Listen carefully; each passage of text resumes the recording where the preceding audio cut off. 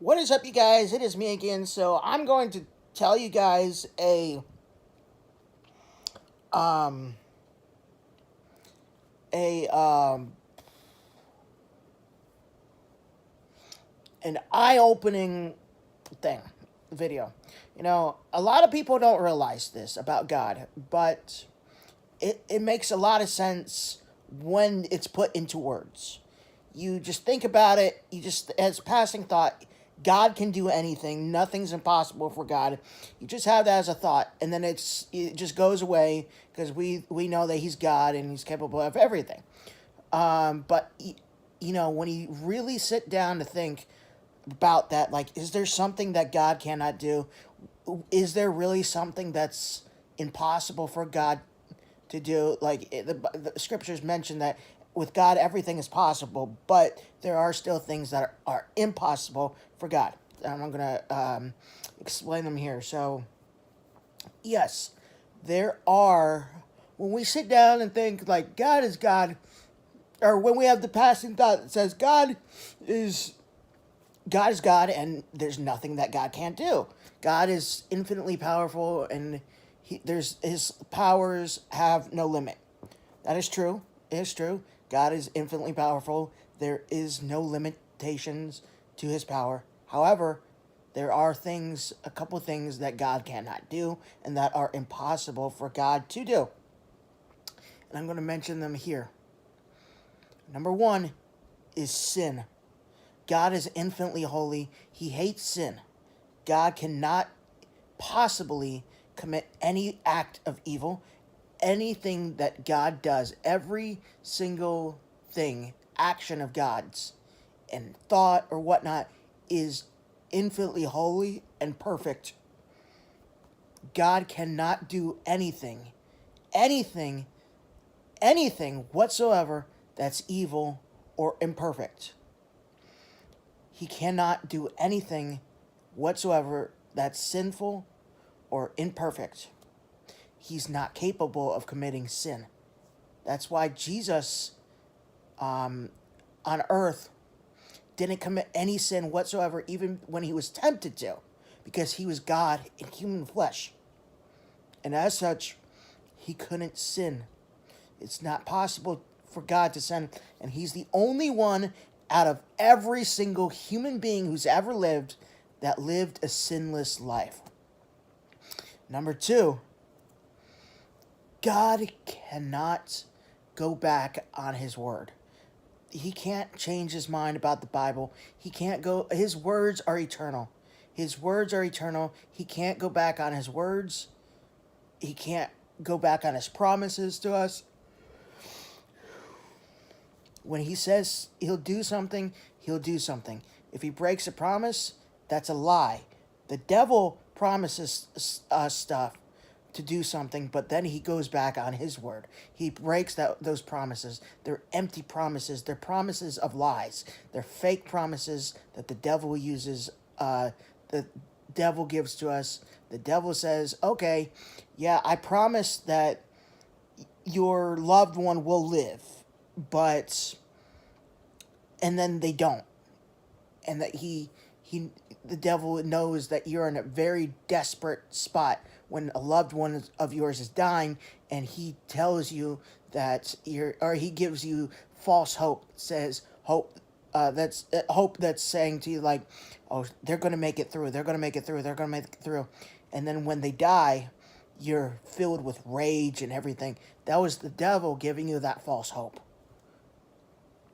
But God will give you the sincerity to let you know that the person will pass, but for you to prepare yourself and to spend time with them in their final hours, preaching them the gospel, how to be saved if they're not saved already, and the whole,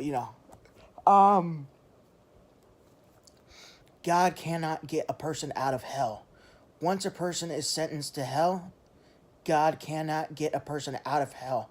God's final judgment for the wicked is final and just and righteous and holy, and perfect. But He cannot get a person out of hell. once a person, yeah, of course there's cases here and there where people die and have near death experiences, but and they see hell, they enter hell, but God gives them a glimpse of that place, but then he pulls them out and he gives them a second chance on earth. That's very rare, very, very rare. How many people are in the world right now? Around 8.5 billion people in the world right now, yet yeah, sure, millions of people have gotten that chance from God. Maybe not even millions, but a lot of people have gotten that chance from God to see hell and then give them a second chance to preach about it and get saved and whatnot. But if you're on your deathbed and you're waiting to get on your deathbed to where you see hell and then being pulled out of the darkness and back into your body so you can accept Jesus as your Lord and Savior, you're not going to. If it's God's righteous plan for you, then yeah, sure. But don't accept Jesus Christ today.